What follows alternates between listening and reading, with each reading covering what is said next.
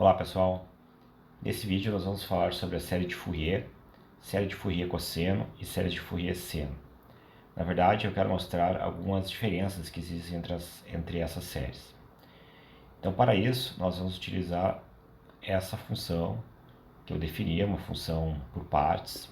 Essa função é definida do intervalo de menos π até π.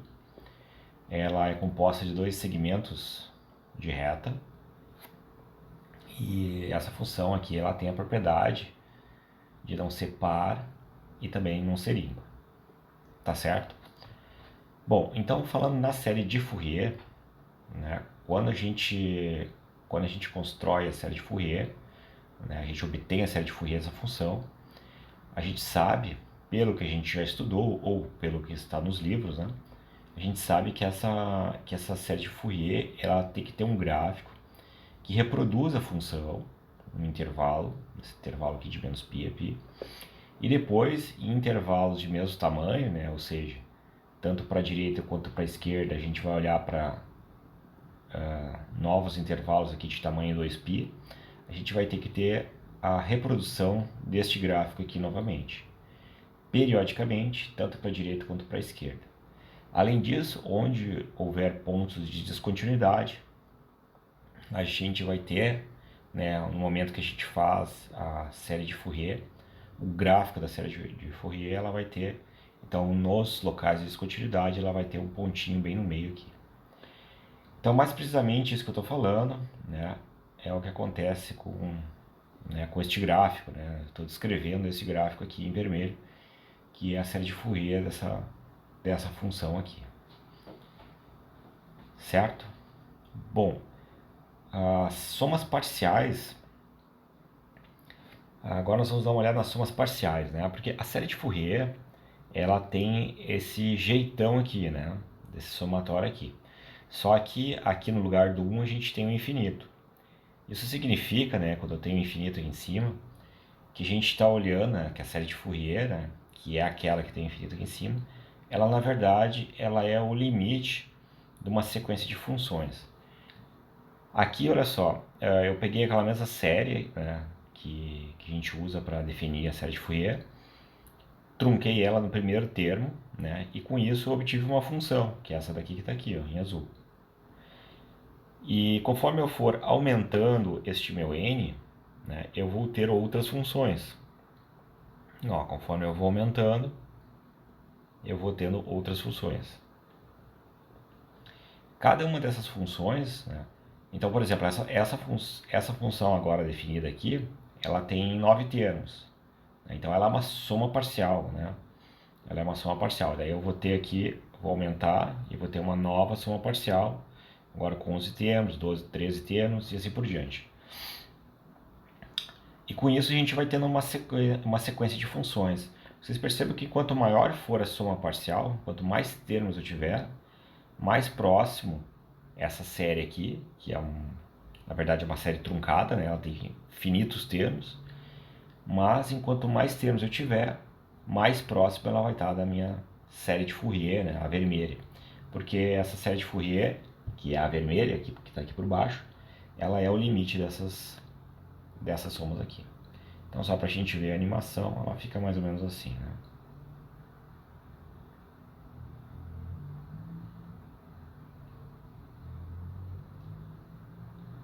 Tá legal? Esse pontinho aqui no meio é uma convergência pontual, né, da sequência de funções que eu já comentei em um outro vídeo aí, tá?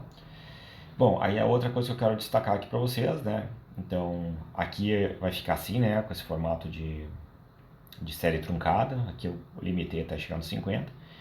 Na série de Fourier, vocês lembrem, né, ou observem agora aqui, que a maneira que são definidos os coeficientes da série, né? Então todos eles são definidos no intervalo de menos L até L, que neste caso aqui, então nós temos de menos π até π. Tá? Então, ou seja, a gente vai usar todo esse intervalo aqui para conseguir determinar quem que é o A0, quem são os ANs, quem são os BNs. Feitas essas observações, vamos passar para a série de Fourier cosseno. Então a série de Fourier cosseno, e vamos utilizar a mesma função, né? O que a série de Fourier cosseno faz? ela vai pegar essa função, uma função qualquer, não precisa ser essa daqui, né?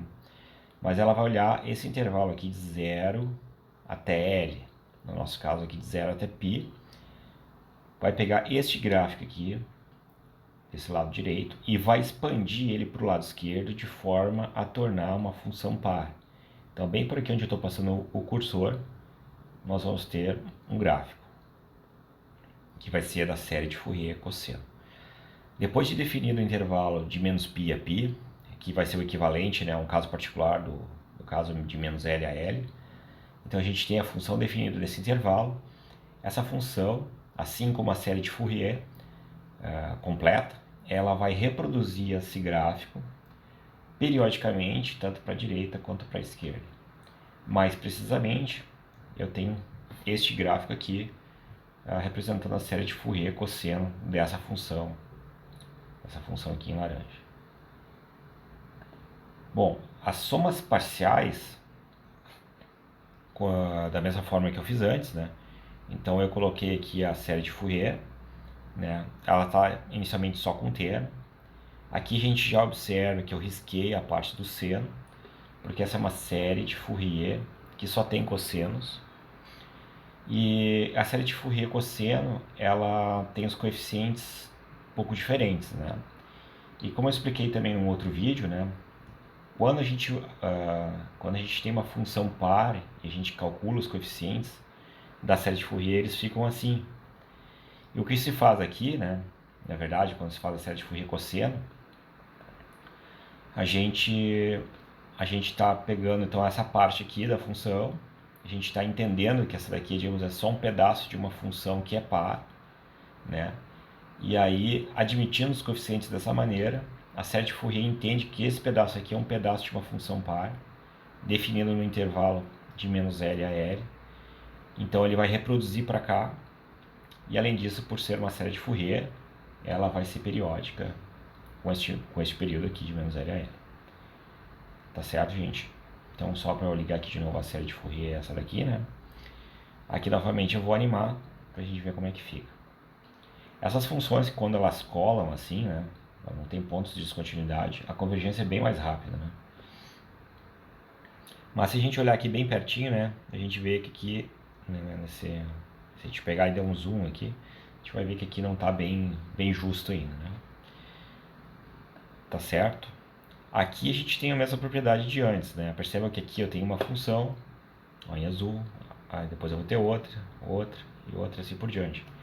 Conforme a gente vai acrescentando termos, a gente vai definindo novas funções, e conforme a gente vai enchendo de termos aqui, a gente vai tendo novas funções, e o limite dessas funções, então, é essa nossa série de Fourier cosseno.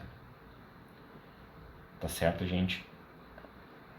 Aqui, só para destacar mais uma vez, que a série de Fourier cosseno, então, anula todos os BNs, e com isso a gente acaba eliminando aqui a parte do seno.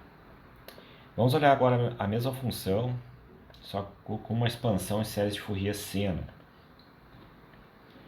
Então aqui eu tenho a mesma função, agora eu vou fazer uma expansão em uma série de Fourier que só tem senos. Aí aqui seno é uma função ímpar, né? Então o que a série de Fourier seno vai fazer? Ela vai pegar essa função que está definindo de 0 a L, vai entender que isso daqui é o lado direito de uma função ímpar, e vai expandir de forma ímpar nesse intervalo de menos π a 0. Ou seja, esse gráfico que está aqui, né, ele vai ser representado também aqui. Né? Quando ela é ímpar, vocês lembram que para ser ímpar, né, o que está do lado direito tem que ser simétrico com... A gente faz primeiro o simétrico com relação a y e depois com relação a x. Então, se eu fizer o simétrico deste cara aqui com relação a y, eu vou ter esse aqui, bem aqui onde estou passando o cursor. E depois, se eu fizer simétrico com relação ao x, este segmento aqui vai vir para cá. Certo? Observe que aqui eu vou ter pontos de descontinuidade. Então, a série de Fourier seno é essa daqui. Tá? Então, esse pedaço que está no intervalo de menos π a π, então de menos π até o π, ele é replicado a partir do π até o 3π, depois do 3π até, e assim por diante. Tanto para a direita quanto para a esquerda. Vou desativar aqui a função f, tá? Para a gente ficar só com a série de Fourier seno. E vou colocar aqui novamente então as somas parciais que dão origem, né, à série de Fourier. Então, de novo, aqui eu coloquei a série de Fourier como se fosse completa, né? Mas eu risquei aqui todos os A's, né? O A0 e aqui os ANs, né? Que anulam os cossenos, restando simplesmente os BNs, que são diferentes zeros, multiplicados por seno. Daí o nome série de Fourier, que só tem senos. E aqui é a mesma história de antes, ó. Conforme a gente for, né, aumentando a quantidade de termos, aqui eu estou com uma função com 2 termos, aí eu vou aumentando, e conforme eu vou aumentando, né, eu vou tendo sempre uma função diferente, e essas funções, né, se a gente olhar o limite delas, elas estão cada vez mais próximas de uma nova função, né, e essa função limite é a série de Fourier seno, que é essa daqui, com essas descontinuidades. Isso é uma coisa interessante, que também já foi comentado em vídeos anteriores, né? Que a gente tem uma sequência de funções contínuas e elas convergem para uma função descontínua. Tá? Mas essa é uma propriedade das funções. Tá certo, gente? Então, com esse vídeo eu tentei mostrar para vocês um pouco das diferenças, né, entre a série de Fourier cosseno e série de Fourier seno. Antes de acabar, só deixa eu destacar aqui, né, novamente, né, os coeficientes da série de Fourier seno, a zero dá zero, a n dá zero, e o bn, então, fica aquela duas vezes da integral de 0 a π.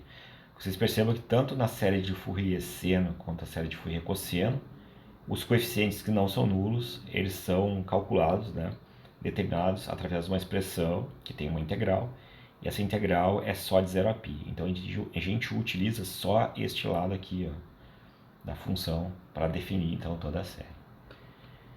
Tá certo, gente? Espero ter ajudado vocês mais um pouco. Nós falamos aí em outros vídeos. Um grande abraço a todos.